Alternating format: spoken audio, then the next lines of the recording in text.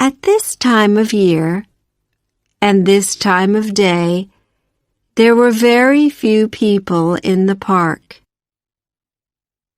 It was probable that the young lady, who was sitting on one of the benches, had just wanted to rest for a while and think about the coming spring. She sat there, thoughtful and still. The sadness in her eyes seemed to be something new, because it had not yet changed her bright young face, nor turned her soft lips into a thin, hard line. A tall young man came walking through the park along the path near the bench where she was sitting. Behind him came a boy carrying a suitcase. When the man saw the young lady, his face changed to red and back to pale again. He watched her face as he came closer, and his own face showed both hope and worry at the same time. He passed her only a few meters away, but she gave no sign that she had seen him or even knew he was there. 50 meters further on, the young man suddenly stopped and sat down on a bench by the path.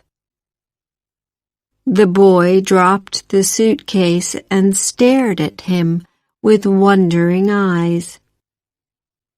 The young man took out his handkerchief and wiped his face. It was a good handkerchief, a good face, and the young man was good to look at. He said to the boy, "I want you to take a message to that young lady on that bench. Tell her I am on my way to the station to leave for San Francisco. From there I shall travel north to the wild places of Alaska. Tell her that, as she has ordered me neither to speak nor to write to her. I am taking this chance to appeal to her one last time. Tell her that she has been unkind and unjust to someone who has done no wrong, and she has given him no reasons and no explanations.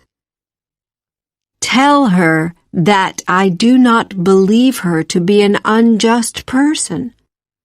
Tell her that I have disobeyed her orders in the hope that she will return to the paths of justice and reason. Go and tell her that." The young man dropped a $50 into the boy's hand. The boy looked at him for a moment with bright, intelligent eyes out of a dirty face, then turned and ran down the path. As he came closer to the lady on the bench, he studied her carefully. The lady looked back at him coolly. "Lady," the boy said, "that guy on the other bench sent yer a song and dance by me. If yer don't know the guy and he's trying to do some funny business, say the word and I'll call a cop in 3 minutes. If yer does know him and he's all right, then I'll give yer the song and dance that he gave me." The young lady showed a little, just a little interest. "A song and dance," she said in a very sweet voice that seemed to suggest something not at all sweet. "A new idea. A kind of traveling singer, I suppose." I used to know the gentleman who sent you, so it will not be necessary to call the police.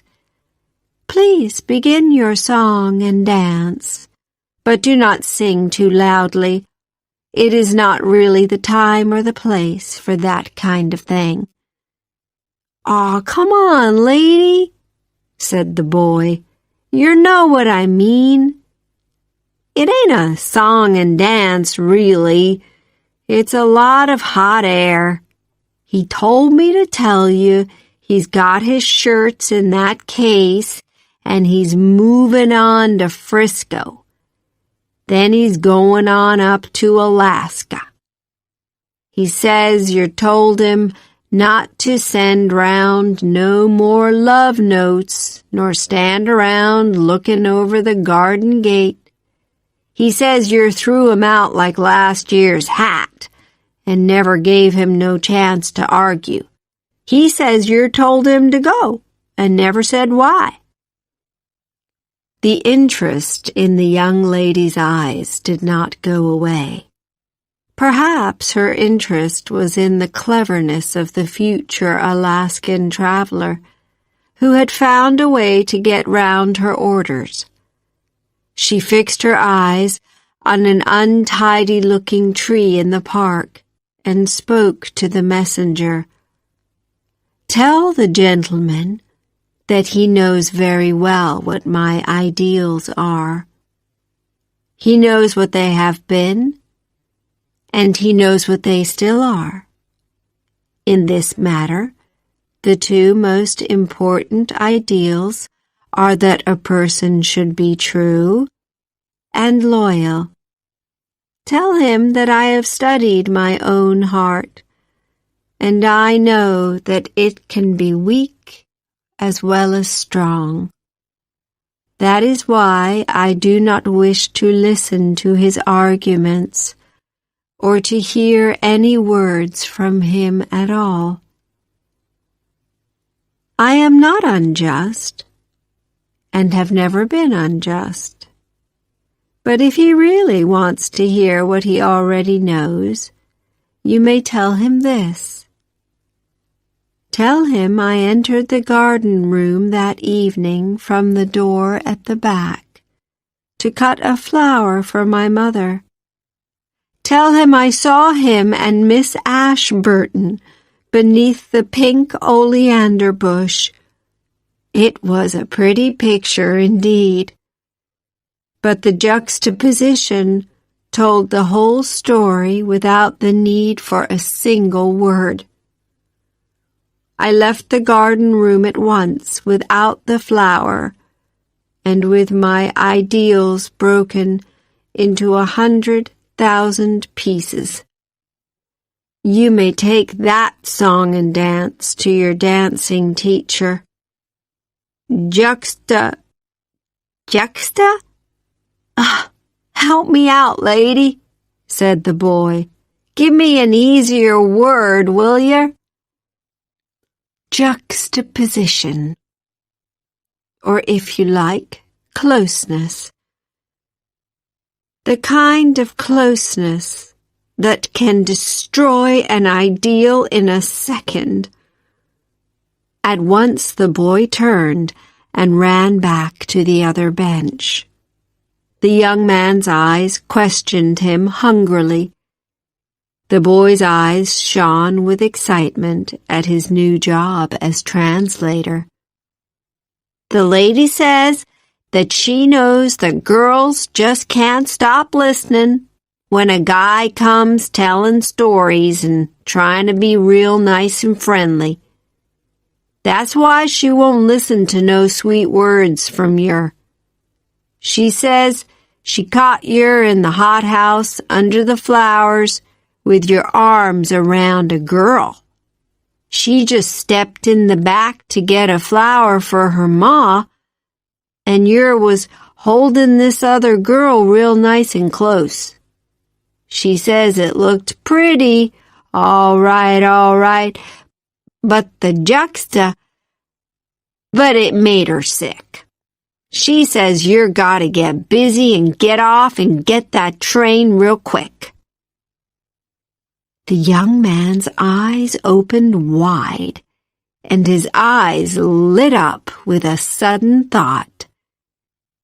His hand flew to the inside pocket of his coat and pulled out a handful of letters. Choosing one, he gave it to the boy, together with a silver dollar from another pocket. "Give that letter to the lady," he said, "and ask her to read it. Tell her that it should explain everything.